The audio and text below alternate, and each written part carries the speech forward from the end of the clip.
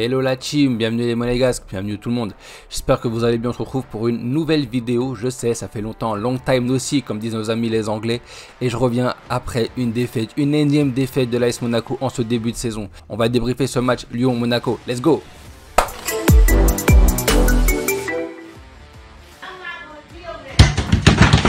Et encore une défaite contre les gros, encore. Lyon, on s'est fait écraser. Marseille, on a perdu. Lens, qui n'est même pas un gros, on a perdu. Franchement, qu'est-ce qui se passe avec cette équipe? C'est la même que celle de l'an dernier. On va encore me dire, oui, mais l'an dernier, pareil, on avait commencé doucement. Et regardez comment on a fini. Ouais, mais il y a 2 ans, on était en relégation. Donc, qu'est-ce qui se passe? On va regarder il y a 2 ans, on va se dire qu'on était en relégation? Non, là, ça marche pas. Il y a un vrai problème dans cet effectif. Et je pense que le problème, c'est le milieu. On va me dire, oui, il y avait des absents à Monaco. Ok, parlons des absents. CJB, qui, si j'en crois toute la communauté monégasque, il fait un match sur 3 qui est bon. À ce qui paraît, c'est aujourd'hui notre meilleur latéral. C'est pas fou, parce que comparé à Aguilar, c'est Cafou le mec. Hein. C'est Serginho à l'époque du Milan. On va me dire, on n'a pas eu Maripane. Maripane, c'est pas Ramos, les gars. Maripane, c'est pas Thiago Silva. Hein. Je suis désolé. Mais après, on va pas se mentir, on a Disaster Class et on a Badiachil. Quand les deux sont réunis, niveau QI football, et franchement Badiachil à ses débuts je l'aimais bien, je trouvais qu'il était intéressant, jeu au pied, il essayait de provoquer, il avançait, mais là j'ai pas l'impression qu'il progresse, hein. Depuis 2 ans, il stagne le garçon, il a 19, 20 ans, à un moment faut aller au-dessus, hein. Faut pas rester au niveau auquel tu es, mais là j'ai l'impression qu'il n'y arrive pas, il stagne, peut-être quand il va partir à Valence ou dans un autre grand club, il va devenir un grand défenseur, mais pour l'instant à Monaco il stagne malheureusement. Donc ok, donc il nous manquait CJB, Maripane. Au milieu, Tchouaméni. Ok, Tchouaméni, je suis tout à fait d'accord. Tchouaméni fait un gros début de saison. Tchouaméni est un joueur monstre. Mais est-ce que Tchouaméni est ce joueur qui va nous créer des occasions? Est-ce que Tchouaméni est ce joueur qui va nous créer des dribbles, créer des passes? J'ai pas l'impression, hein, si on est honnête, Tchouaméni c'est pas du tout ça. C'est un bon joueur d'impact et récupération. C'est un Vieira, mais avec un peu moins de Vieira. Donc ok, Tchouaméni nous manquait, je suis d'accord. Il nous manquait Diop. Est-ce qu'on part du Diop de l'an dernier ou on part du Diop de cette année qui, un match sur 2, il est transparent et surtout quand il est titulaire? C'est ce qui est un peu chiant en ce moment avec Diop, c'est qu'il est transparent. On est là, on le sauce. Et moi le premier, je l'ai saucé, je le sauce encore. Hein. Mais des fois, t'as envie de lui dire, mais mec, joue, fais quelque chose. Essaie d'arrêter de dribbler. T'es pas dans un City, bordel. Golovin, il manquait aussi Golovin. Mais Golovin, ce joueur en papier mâché, ce joueur en cristal, j'adore ce joueur. Vous me direz, mais il adore tout le monde. Ouais, j'adore tout le monde. Qu'est-ce qu'il y a? Tu veux qu'on se tape? J'aime tout le monde. À la fin, je les aime pas. C'est comme ça. Golovin aussi, il pareil que Diop, il fait un match sur 2. Quand il rentre, il est intéressant. Mais quand il est titulaire, tu t'endors avec lui. Et ce qui nous manque, c'est un Fabregas. Il est là, mais on veut pas le faire jouer. On est comme ça, on sort le chéquier à chaque fin du mois, mais à la fin, on l'utilise jamais, le joueur. Hein. Il est toujours perdu. Il envoie des tweets. Hein. Merci Alex. Ce qui est vrai d'ailleurs. Merci Alex Nubel. Il a fait un match de fils de pute. J'ai été le premier critique. Qui était le Neuer de Wish et compagnie. Ce qui était vrai, hein, il avait fait de la merde. Mais, je fais mon mea culpa pour ce match.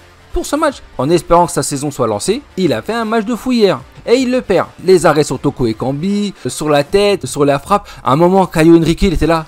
Tiens, je te laisse la balle. Salut, allez. Et pourquoi dégage-moi ce ballon, Caio. T'es bon à faire des trucs là sur Afflelou, mais après on te perd, hein. Tu deviens avec, frérot. Ok, on lui manque des joueurs, mais hormis Tchouaméni, aucun des joueurs qu'on a fait rentrer ou qui aurait pu être là, aurait fait une grosse différence en vrai. Parce que je suis désolé, mais Diop il a joué, j'ai pas vu de différence entre lui et sans lui. On est toujours aussi pauvre dans le jeu. Gelson Martins, la petite Martine là, Martine à la plage, Martins à Louis II, Martine qui sait pas jouer au foot. Faut arrêter. Le mec se dribble tout seul. Il se dribble lui-même. Il veut faire un crochet, il se crochette. Il arriverait à se balayer le mec. C'est incroyable. Non, à un moment, Gelson Martins apprend à jouer au foot, à jouer simple, apprend à jouer bien. Faire de bonnes conduites de balle. Le mec, il est connu pour sa vitesse, il prend personne de vitesse. Même Wissam Ben Yedder, hier, il a réussi à prendre la défense lyonnaise par vitesse. Et Gelson Martins, non, jamais. C'est un dribbleur. Alors, il nous a fait 3 mois de ouf à son arrivée de prêt. On a signé le chèque comme ça, comme des signé. On a signé le chèque. Et à la fin, il était comme ça. Bon, faut que j'ai mon salaire, je suis comme ça. C'est frère.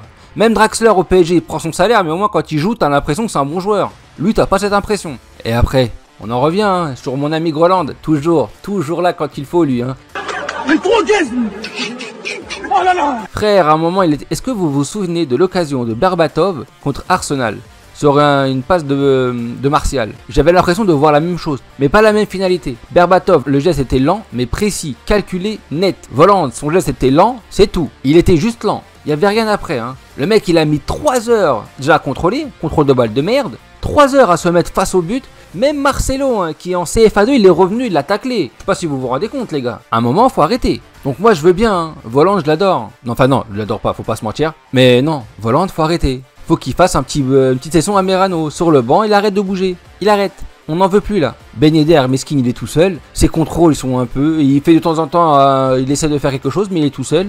Et voilà. Par contre, gros match, Fofana, il a été bon. Moi je sais pas les gens qui sont là dire ouais Fofana il fait de la merde. Je suis désolé, je sais pas où est-ce qu'il a fait de la merde. Énormément de ballons récupérés. Il a essayé d'envoyer devant. Il était toujours là, premier en agressivité. Pareil pour Matazo, encore jeune, il a pas l'expérience ni le background, mais franchement intéressant. Honnêtement, hier, hormis Nubble, alors on a Nubble, on a Matazo et Fofana, hormis ça, le reste c'est des Canada Dry, hein. C'est des Casper, ils étaient là sans être là. Et le pire, c'est qu'on s'est fait mettre à l'amende par un joueur qui le jour même était en train de faire la fête à Rio. Hein, il était à Rio avec pendant le carnaval, je sais pas si vous vous rendez compte. Paqueta, il venait de descendre de l'aéroport. Hein. Il avait ses lunettes de soleil, il était encore bronzé, hein. Il revenait de la plage le bâtard. Et pourtant, en 30 minutes, il a fait ce qu'aucun joueur de l'AS Monaco ne fait. Provoquer, dribbler, faire des passes qui cassent les lignes. Vous avez vu sa passe sur le deuxième but? Frère, c'était une passe aveugle. Il a dit, mais je regarde même pas, allez hop, tiens, dégage, allez hop, va là-bas. Circuler, il n'y a rien à voir. Qui fait ça à Monaco aujourd'hui?